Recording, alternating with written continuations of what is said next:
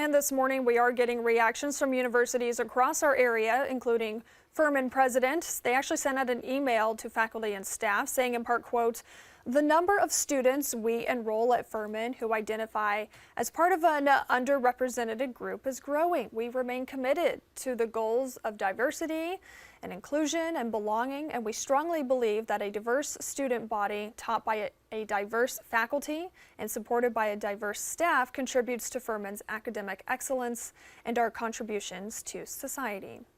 And Clemson University saying, quote, "Clemson University takes a holistic approach to admissions following the requirements of the law.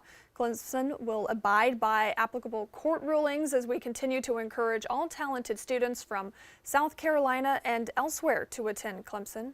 You can find statements from other South Carolina universities on our website. That's foxcarolina.com.